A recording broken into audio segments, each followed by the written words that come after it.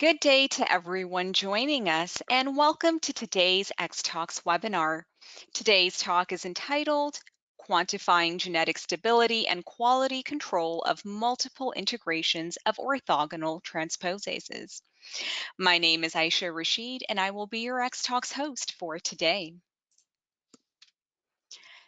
Today's webinar will run for approximately 60 minutes. This presentation includes a Q&A session with our speakers. This webinar is designed to be interactive, and webinars work best when you're involved. So please feel free to submit questions and comments for our speakers throughout the presentation using the questions chat box, and we'll try to attend to your questions during the Q&A session. This chat box is located in the control panel on the right-hand side of your screen. If you require any assistance, please contact me at any time by sending a message using this chat panel. At this time, all participants are in listen-only mode. Please note that this event will be recorded and made available for streaming on xtalks.com. At this time, I'd like to thank Adam for putting together the content for this presentation. Adam is a fully integrated CRDO, contract research development organization, biotechnology industry leader who over the last 2 decades has served clients by delivering the highest quality gene design and gene synthesis, protein production, protein engineering, cell line development using the company's own proprietary leap-in transposase and master cell banking. With the state-of-the-art machine learning platform, Adam takes you from sequence to MCB with a click of a button. Adam provides a continual commitment to innovation, where their services are built on bioengineered solutions to bring speed to market, supporting clients from preclinical through IND. And now it's a pleasure for me to introduce our speakers for today's event. Dr. Maya Wright-Clark is an account manager at Surgentis who holds a PhD in molecular cardiology. Her work focused on studying the molecular mechanisms driving hypertrophic cardiomyopathy in vitro and in vivo models. Her scientific background is brought to her role at Surgentis as she enjoys discussing project details and brainstorming different approaches to challenging requests. Dr. Mario Pereira is a Director of Technologies and Business Development at Atom and has over 14 years of academic and industrial experience in the field of recombinant protein expression. Dr. Pereira completed his PhD in biotechnology at the University of Manchester, where he studied the underlying transcriptional mechanisms regulating recombinant promoters in CHO cells. Following his PhD, Dr. Pereira continued his passion for bioprocessing at Fujifilm Diosynth Biotechnologies and Horizon Discovery, where he had different scientific and commercial related roles, most notably as a senior scientist and strategic account manager for Horizon's CHOGS platform. And now, without further ado, I'd like to hand over the mic to our speakers. You may begin when ready.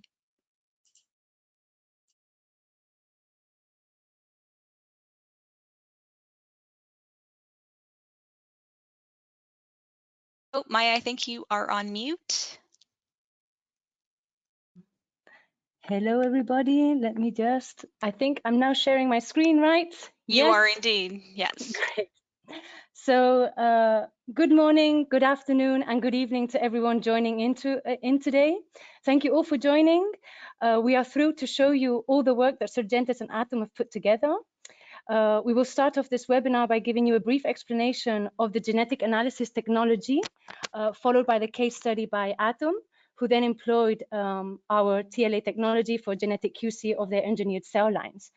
But before we dive into that, for those of you who don't know us, as already introduced, my name is Maya, so I'm the representative of Surgentis, headquarters of which is located in Utrecht in the Netherlands. And my colleague Mario is the representative of Atom, whose headquarters are in San Francisco. So just a quick introduction. So Surgentis has been around now for over 10 years. And we started off supporting genetically engineered models with our targeted locus amplification. But since then, we've expanded our services in the field of cell line development and also in cell and gene therapy, and we are supporting leading pharmaceutical and biotech companies worldwide. Additionally, since last year, we became part of the Solvias group, who for the past 20 years have been offering comprehensive CRO solutions and have extensive experience in analytical and bioanalytical analyses. So for the sake for this presentation, for this webinar, I will focus mainly on how TLA has been applied in the field of cell line development. Now, there are several challenges that come up from our customers in this field, and here are just a handful of questions from a genetic point of view that we receive. So for example, whether your high producer cell line is going to be the one who also is genetically intact, because of course, if you're setting up your RCB and you're moving to your MCB generation, we don't want to have genetic errors down the line. Or perhaps, for example, you need to prove monoclonality or genetic stability of your MCB when you're going into your filings. And these are things that we can address, that we can support our customers with, all with decreased turnaround times to make things as streamlined and as accelerated as possible. Now, there are several different techniques available for the genetic characterization of your engineered cell lines, and these are just a handful listed on the top part of the presentation. But as you can see, sorry, I'm just going to get the laser. Yes. So as you can see, each of these technologies can give information of different genetic parameters, which are the ones listed on the left. But of course, if you want to have a full grasp of all of the genetic characteristics, which are also genetic parameters required by the FDA or the EMA, you need to combine several of these technologies.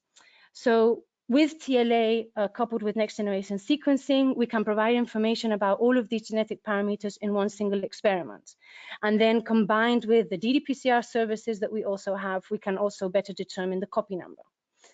Now, the question of how does TLA work? So once we receive the samples from our customers, we start by cross-linking the viable cells using formaldehyde.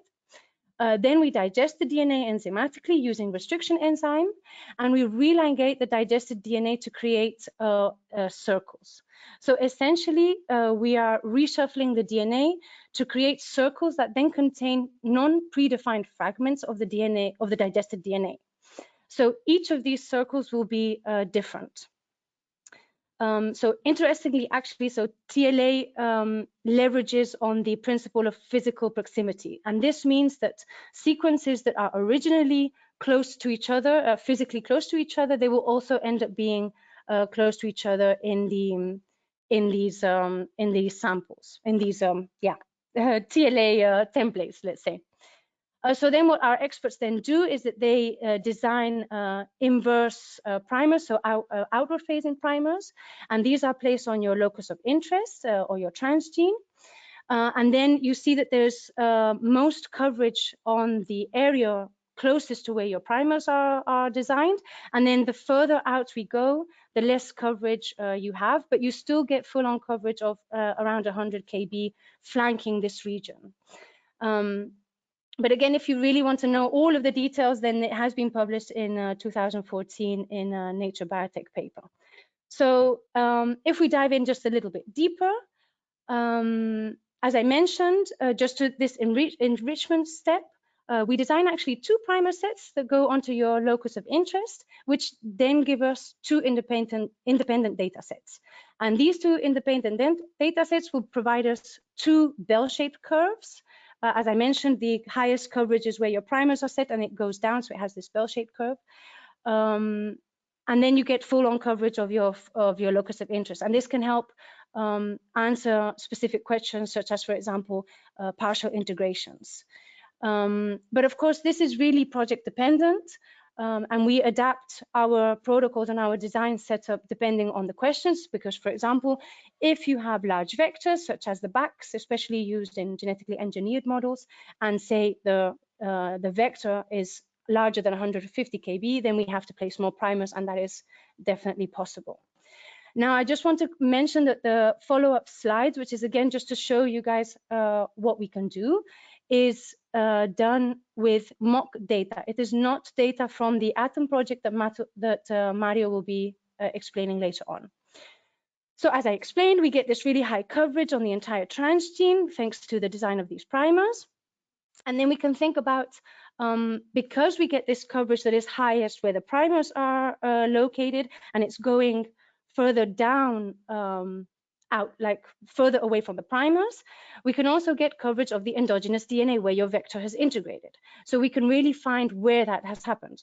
So whether you are using a targeted method and we pick up that one peak where your vector is integrated, or whether you have used random integration, lentiviruses, or in the case of Atom, the transposases, then we can really see multiple integrations. Next, what we can also look, if we look in a little bit deeper into these coverage peaks, we said, as I mentioned before from the beginning, you get these bell-shaped curves, which means that there are no structural variants. However, if, for example, we see a deletion, you see a gap in the data of this bell-shaped curve, we can define that we have found a deletion. And now also by placing primers, for example, on the vector that has been deleted, we could also find out where this has been integrated, if it has. But then, for example, we can also look at translocations, which is actually a very important genetic parameter in the field of cell therapy. Now, furthermore, with this information, we can also look into vector-vector fusions, which can give us insight into partial deletions or partial integrations or rearrangements. And then finally, one last thing that we can have a look is also into the small nucleotide variants. So again, please note that this is mock data. This is not data from what we obtained from our project with Atom. But basically what we can do is we can find frequent variants. So as you can see here, we can see that all of the reads have 2-point mutations. But then, for example, we can also pick up on infrequent variants. So as you can see here, only 20% of the reads have G to A mutation. And just to give you another example, so for example, if we're looking at that sample 1 and we're looking at primer set 1 for the backbone region, position 301, we have 538 reads, of which 100% present this mutation, and this is found in both data sets. But then, for example, with sample N, like X sample, there are 687 reads which do not contain this mutation. So this is just a little overview of the technology and what we are able to provide you with. And now I would like to hand over the torch to my colleague Mario to show their study case.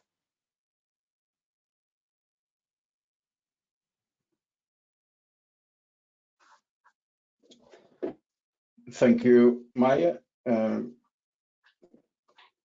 Thank you, Maya, for the introduction, and thank you, Maya, for introducing the TLA technology from Syngenta's.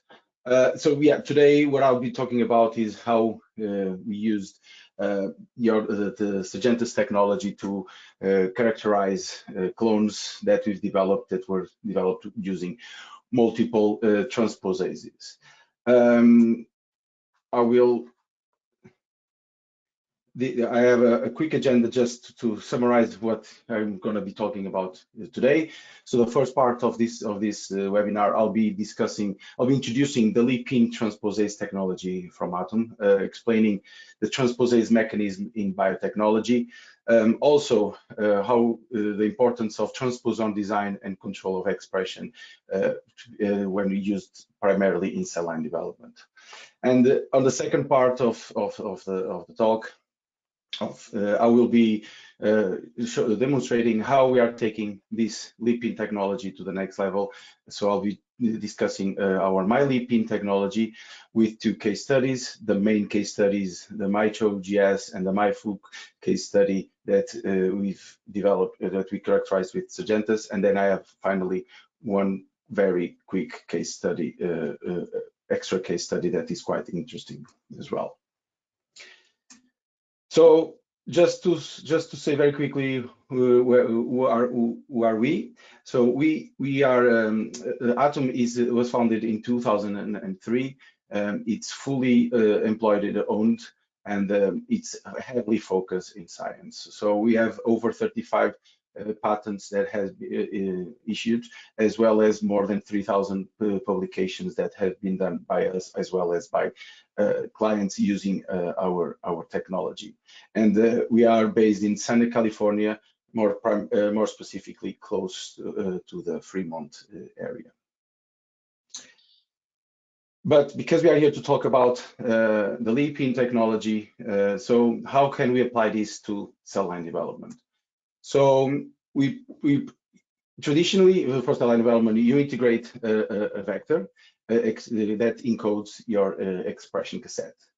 And with the transposase technology, with the leap-in technology, what we do, we co-transfect this vector with mRNA that encodes a transposase, and this transposase then is translated, and the protein itself identifies the two ITRs that are flunked the expression cassette. ITR stands for internal tandem repeats, identifies them too, cuts them from the vector, and then pastes them into the genome. It's a semi-target integration and traditionally tends to integrate into TTAA locations. So the advantage of this technology for cell line development is that primarily integrates single copy at each site. That also the structural integrity of your expression cassette is maintained when you generate your cell line, and we can control multiple insertions, anything from 5 to 60 plus copies of the expression cassette within the genome. But fundamentally, the transposase mechanism is quite simple. It's cut and paste. So it cuts DNA from one location, in this situation a vector, and pastes it into the genome in a very precise manner. And so the question that we raised when developing these technologies, can we use it to make better expressing cells? So just to explain what's the advantage of the transposase technology in cell line development. So if we have a very simple cassette where it has heavy chain, light chain, GS, in this case for selection pressure, and also all the promoters and regulatory elements that are required for expressing those genes. If we introduce them in a random integration manner, what we're going to have is we're going to have the complete cassette, but we might have also different genotypically structures such as deletions, truncations, and random concatenation and DNA scrambling. And this is not an ideal situation for cell line development, and it's one of the leading causes for instability in CHO cells. Now, if with the transposase technology, if we select the same cassette with the ITR sequences and we co-transfect it with the transposase, what we'll be having is intact construct integration and integrating each copy in single sites. So the comparison that I typically say is that if we have two clones that both have 10 copies per clone, and both one was developed with a random integration method and the other one with a transposase method, the random integration method is possibly that we're going to have 7 copies in one locus, 3 copies in another locus, and some of those copies could be compromised. While in the transposase, you're going to have 10 copies in 10 different loci, and the integrity of the construct is maintained in most of those locations. So far I've been talking you about the transposase, and the transposase is what allows us to do to integrate into the genome, and transposase is a very key part on this technology, because it's the one that develops integrates the DNA into regions, so in highly transcribed regions. However, what I want you to leave you today is that the transposon is one of the most, if not the most important part of this technology. So it's how you design, how you generate this transposon. It's the key part of the combination of the transposase transposon technology.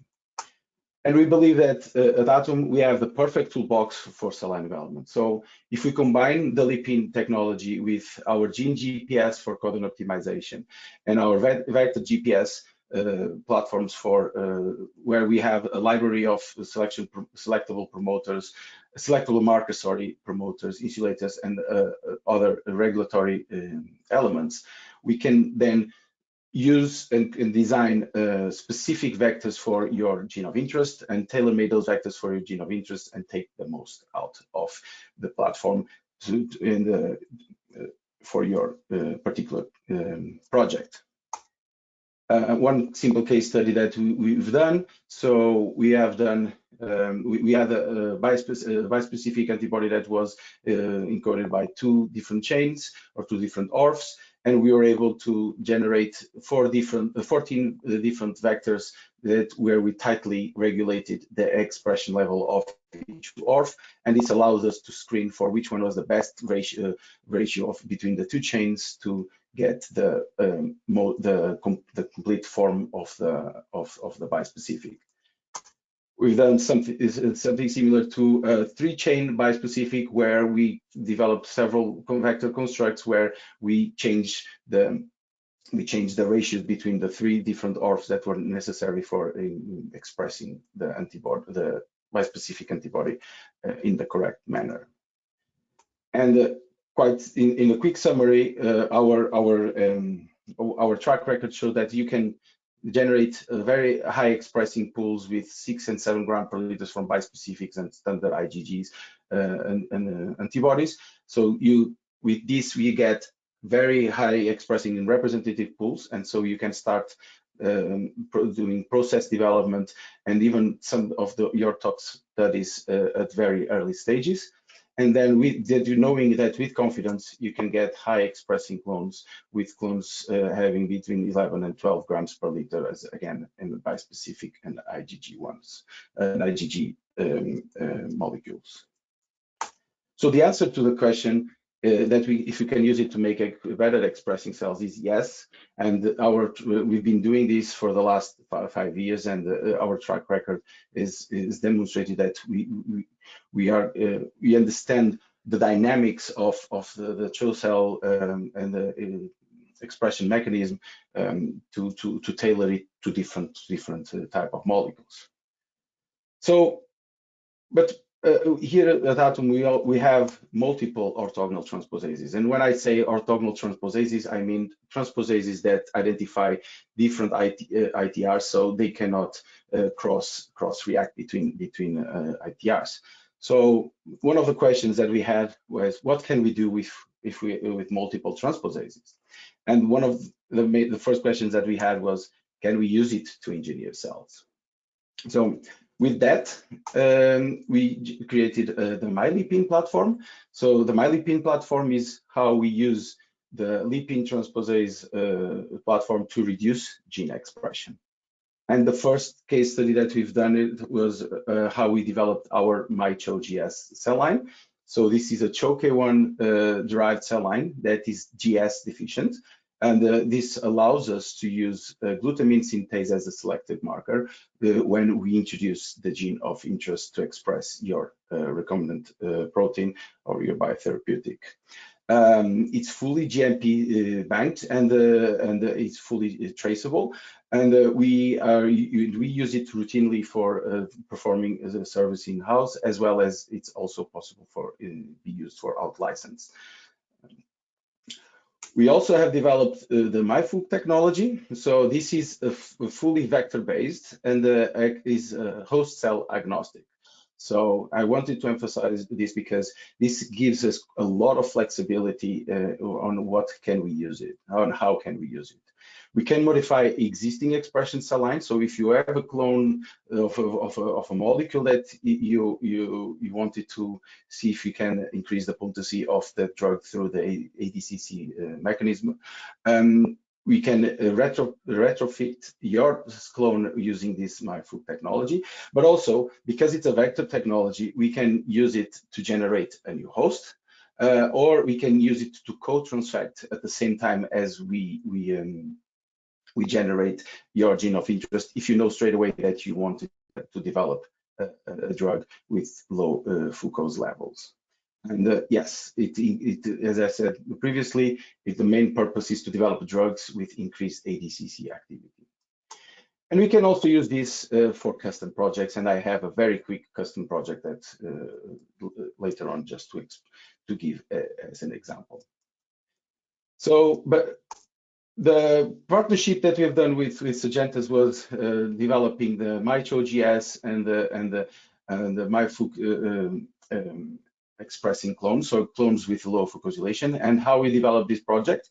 So we started by showcasing how we developing the MyChoGS. So the MyChoGS was a CHO-K1 host that we have in-house, and with lipin transposase A, we are able to integrate a transposon to knock down glutamine synthase activity, the endogenous glutamine synthase activity from the CHO-K1.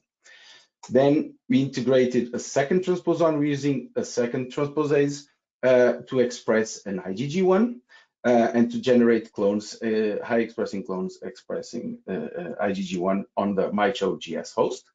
And then finally, once we selected one clone, we integrated a third transposon using a third transposase to knock down fucosylation to generate a fucosylated IgG1 expressing cell line.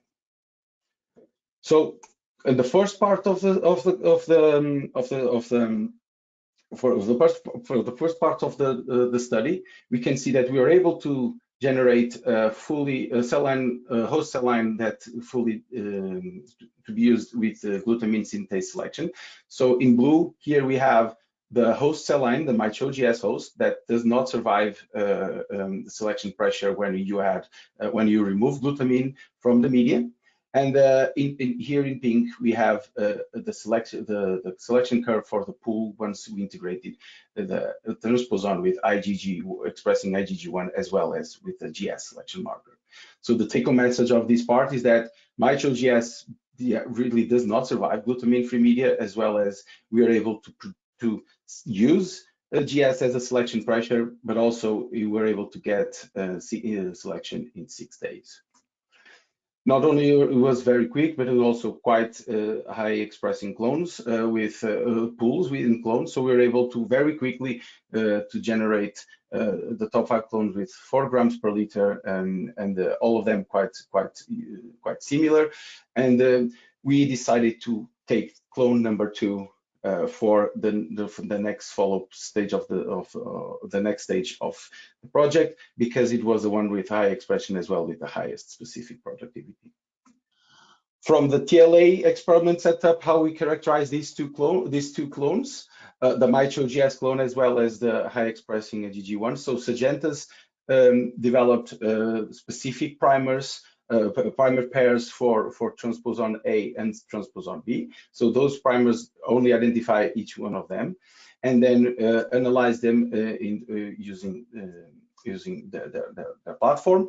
And with that, we're able to see that with MyChoGS, we got 6 integrations and clean integrations of transposon A that knockdowns GS that were maintained were on the clone expressing the IgG1, and also we were able to integrate 33 transposons expressing IgG1. So, as I said previously, we selected clone number 2, and clone number 2 to integrate the transposon to lower the Foucault's levels of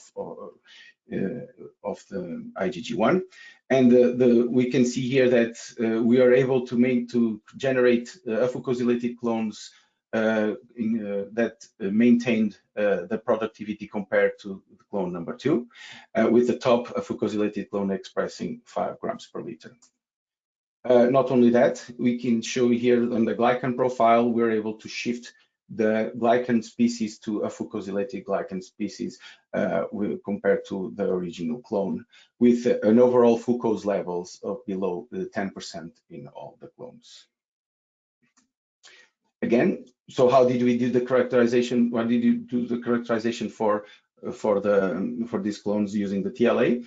So Syngenta's used the same primers for transposon A and transposon B, and generated new primers for transposon C, and following the same methodology, they were able to characterize to locate and the transposons in both clones. And as you can see, this was what I previously showed. Everything was maintained on the fucosylated IgG1 clone, and in here we also had the 9 new integration sites, clean integration sites for this new clone. So in summary, we demonstrated that our transposase technology can integrate transposons very stably throughout within the genome, with transposase A being present and without any changes, without any variations throughout all the 3 the clone developments and 2 rounds of clone developments at this stage.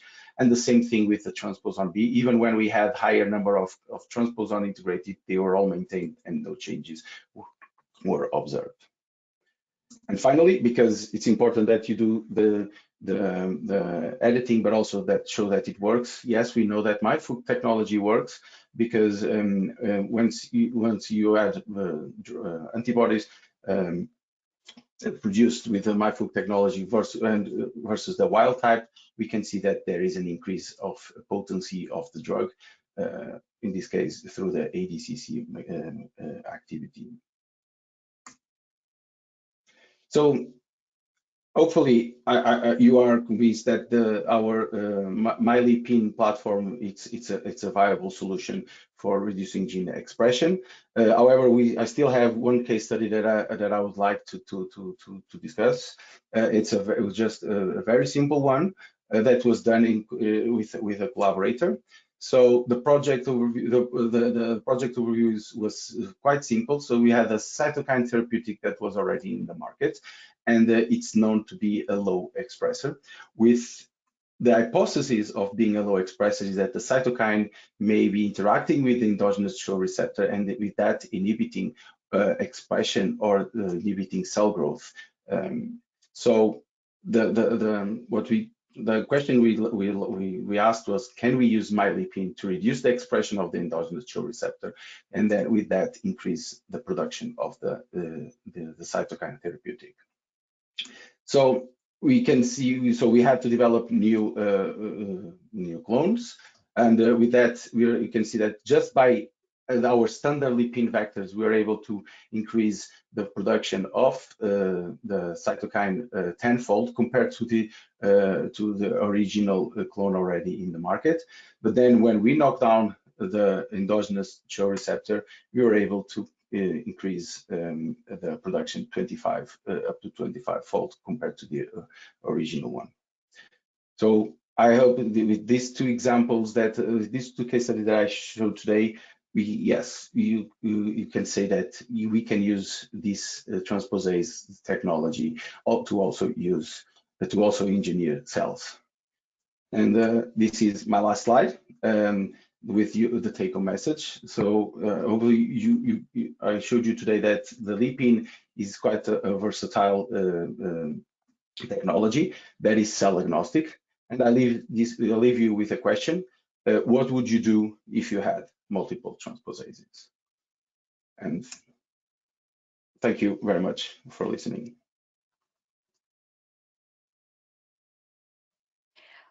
Well, thank you very much to both of our speakers for that very insightful presentation. Now it's time to head into our audience Q&A. So please keep sending in your questions. I've already received several, so that's fantastic. So do keep sending in your questions and we'll try to get to them in the Q&A session. So I've already received a couple of questions, so we can begin with those. So whenever you both are ready. Sure. Okay, great. So let's take a look at what we have so far. All right, so the first question that I have here is asking, did you do a stability study to show the integrations are maintained over many generations? I think that might be a question for me. So for us, the thing that we have is that our customers send us, don't really specify the samples. So when we do genetic stability studies, they will send us like, I don't know, however many samples.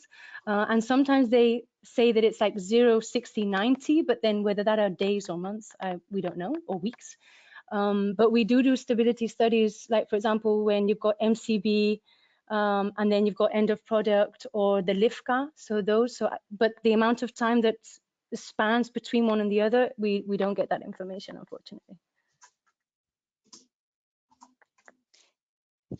Thank you I very can answer. I can answer as well, just because it might be important from our side. So yes, we've done stability studies, long stability studies. So from our services point of view, we just traditionally do 60 generations because we have a high level of confidence that the transposomes are stable, as we showed today, because we are able to keep generating clones with maintaining the stability of the transposon.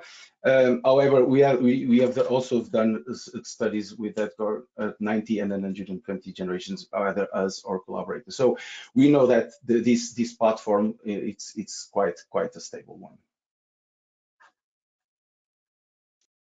Thank you very much for those answers. Let's take a look at another question here. What is the maximum amount of integration sites that the TLA is able to pick up? Yeah, so for clonal samples, which is the case normally with cell line development, although we can also characterize pools or heterogeneous samples, but for clonal samples, that can be up to 120 integration sites. Yeah. Great, thank you very much, Maya. And another question here is, what is the maximum number of vectors you can analyze in a sample?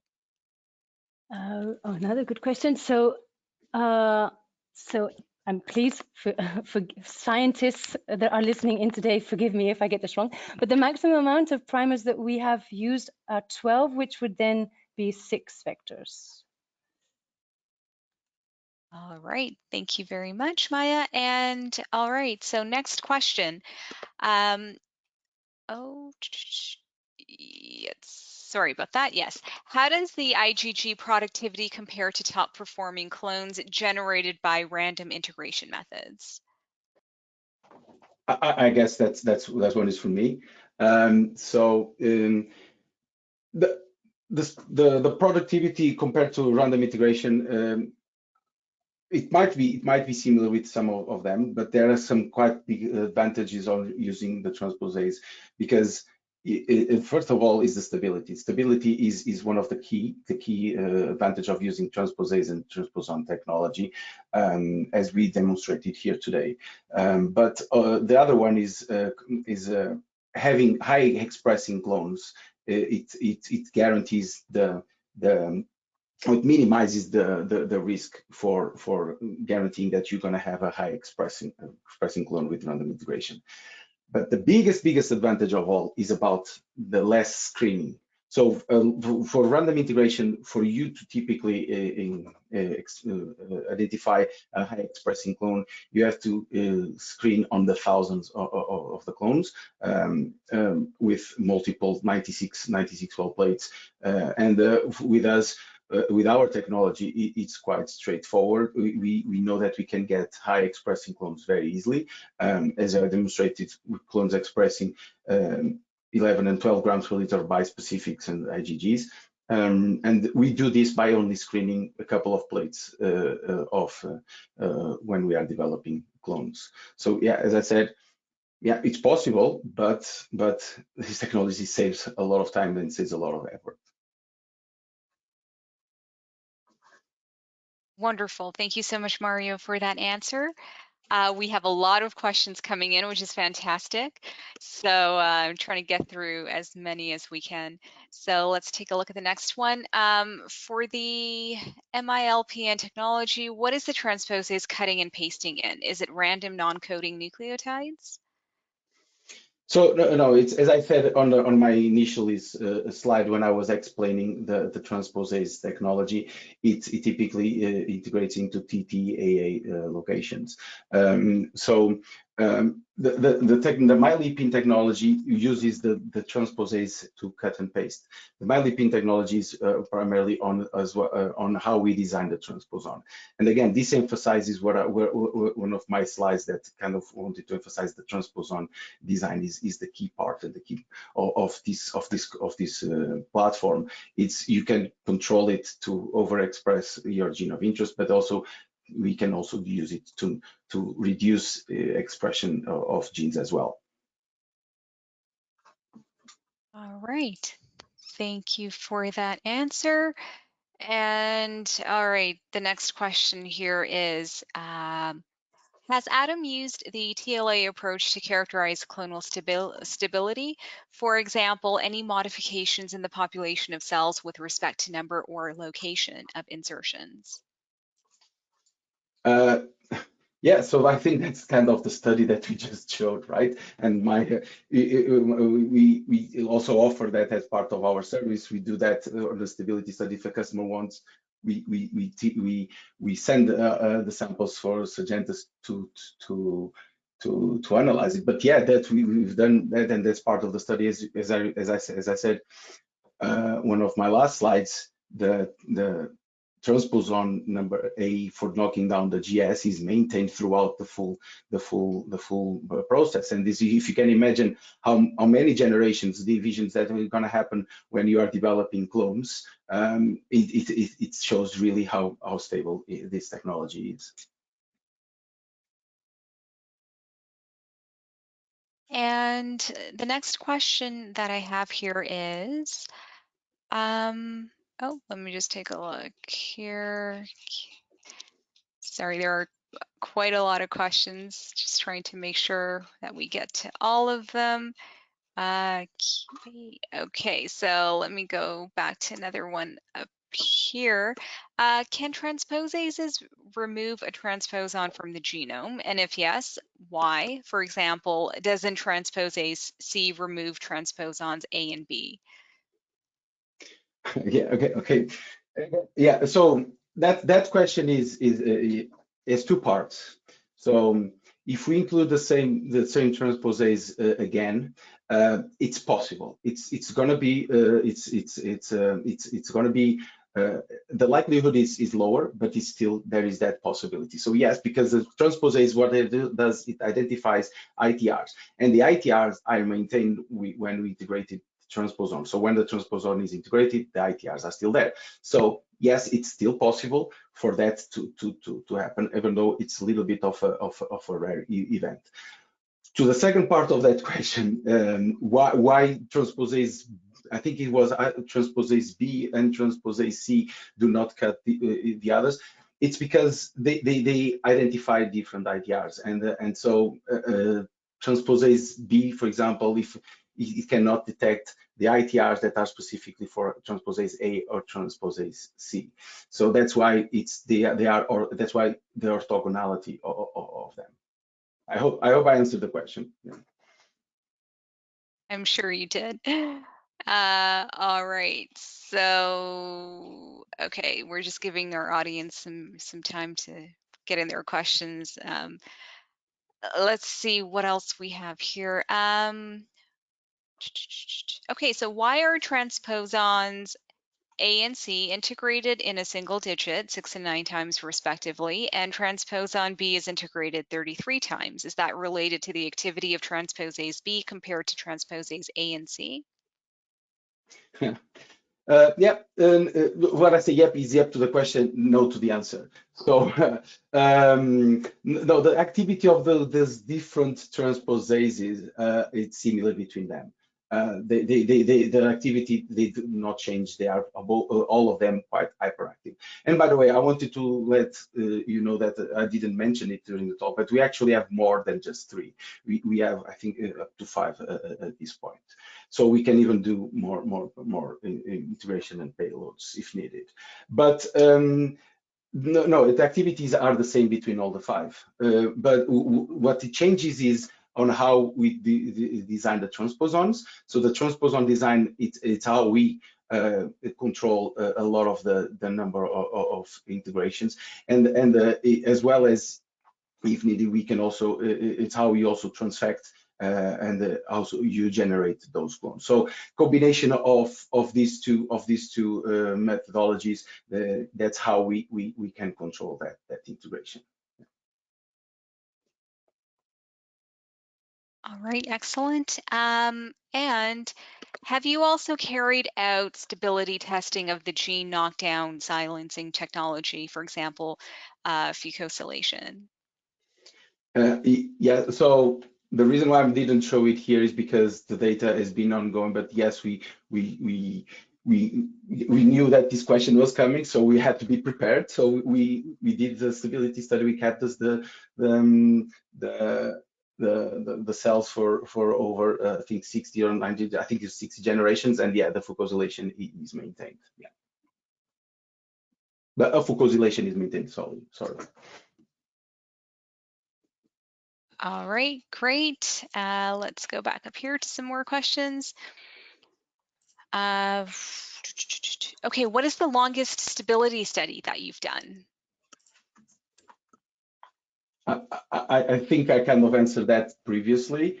For our side, I think was 90 or an NG20 with a partnership, but with our partners as well. But Maya, because I'm answering most of the questions, and I really apologize for that. Maya, I don't know if you have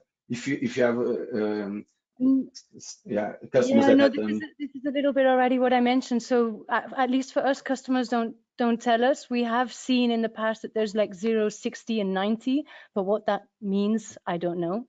And that when you're at IND filings, that yeah, we've got MCBs and LIFCA, but how much time has passed in between those, I don't know. All right, thank you very much. Okay, so have you ever used the technology to engineer human primary cells such as iPSCs, T cell, and the like? I'll go first. I don't know who that's addressed to, but so yeah, so as I mentioned at the beginning, so TLA, we applied it when we started with genetically engineered models. For the purpose of this webinar, we focus on cell line development, but as we also apply the technology in cell and gene therapy, then you can imagine that we work with cells like iPSCs or CAR Ts, T cells, HeLa cells, and so on. So officially, anything that has a reference genome can be, we can work with it. From my side, yes, the technology works with other cell lines. So we've in-house and with collaborators in partnerships with other cell lines than CHO cells. HEC293, it's the next low-hanging fruit out there, particularly for developing processes and technologies for the cell and gene therapy manufacturing. Apologies. But we also have used this technology for other cells to produce reagents cell lines, and if you can imagine, because you can tightly control ratios and everything, it's actually quite an interesting technology to do that, because you can now have a library of cells with different levels of receptors if you want to address titrations of your drug. And finally, we also have in-house and with some of collaborators worked in primary cells, so developing protocols and how we can edit the primary cells for cell therapy for the cell therapy market. Yeah, that's definitely something we are doing and we can do. Okay, the questions keep rolling in. This is a very hot topic, it seems, and a lot of interest from our audience, which is fantastic to see. Okay, so let's move to the next question. It's nice that we have time as well. So, did you identify any vector backbone integrations? Sorry, I think that's for me. There is we identified rare. It's a rare event. We have identified just a copy or two, but that's because we also integrate DNA into as part of the transaction. It is also possible, but we don't see that happening much. And actually, our levels of random integration are very low because the level of backbone is and when I say very low, it's almost inexistent. As I said, we can see one copy integrated especially when we have high level of copies integrated within the genome, but it's a very rare event. Okay, and are you limited to 3 transposases, or was this just to illustrate an example? As I said, we have at least 5. So, and yeah, it's more than just 3, and that gives us that's why I said, and hopefully I put the seed in the mind of the audience. What can you do with multiple transposase? So if you have 5, what can you do? Just take in mind that we can do a high level of payload, so we can integrate things like with 15 and 20, 25 kb. So can you imagine what type of DNA, a type of constructs we could integrate into using this technology?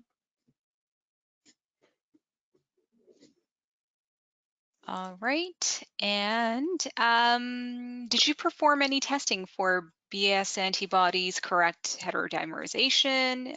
The increase of the production is pretty well, but but are you sure that still you have the correct BS antibodies form? Okay, so I guess that's also for me.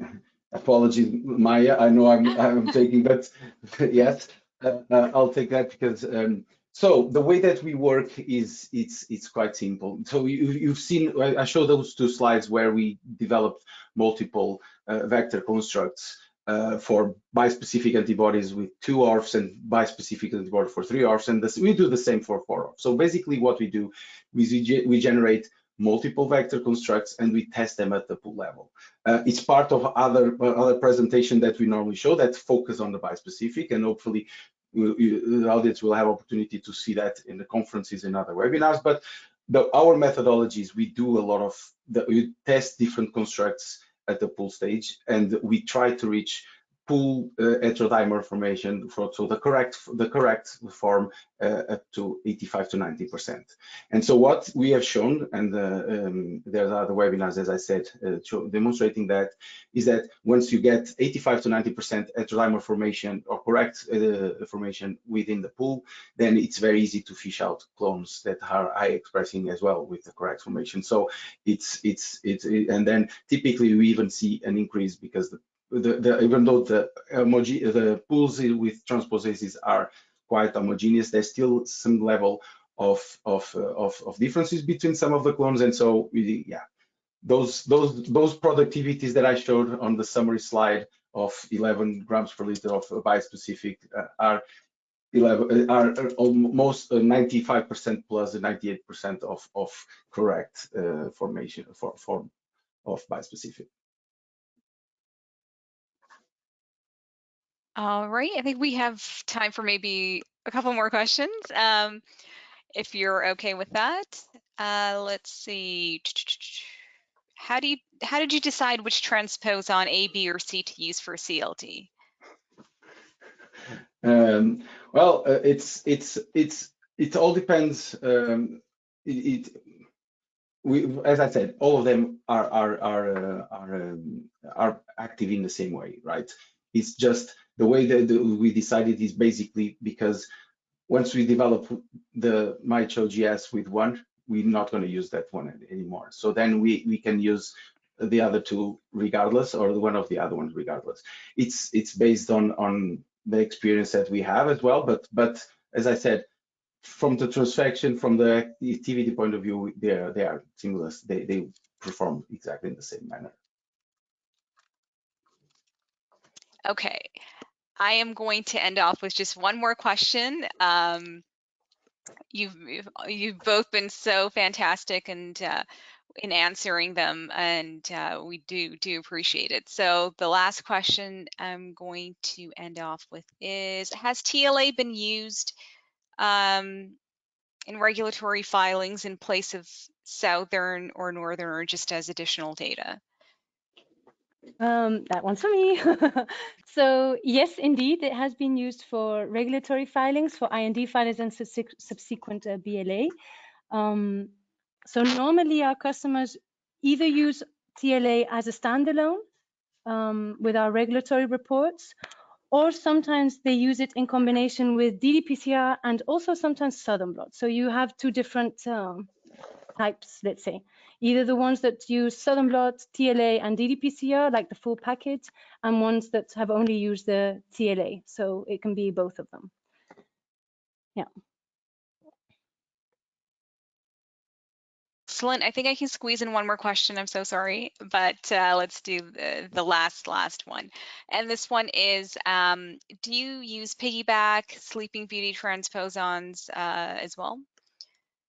No, the lipin is fully in-house developed.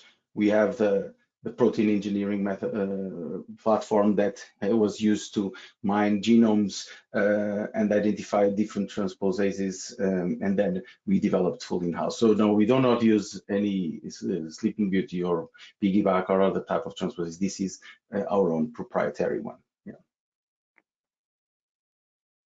All right, fantastic. That brings us to the end of the Q&A and to the end of the webinar as well. If we couldn't attend to your questions, the team at ADAM may follow up with you, or you can also direct your questions to the email addresses that are displayed on your screen there. Thank you all for attending this webinar. We do appreciate your attendance. As well, you will be receiving a follow-up email from XTalks with access to the recorded archive for this event. A survey window will be popping up on your screen. Your participation is appreciated, as it will help us to improve on our webinars.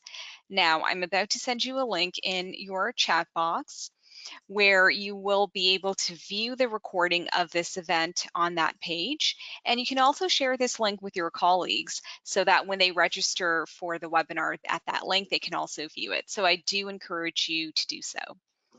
Now, please join us in thanking our speakers, our very wonderful speakers for today, Dr. Maria Wright-Clark and Dr. Mario Pereira. We hope you found this webinar informative. On behalf of the team here at XTalks, thank you once again for joining us. And until next time, please take care and have a great day, everyone. Thank you both for that excellent presentation and Q&A. That was fantastic. Thank you, everybody. Thank you.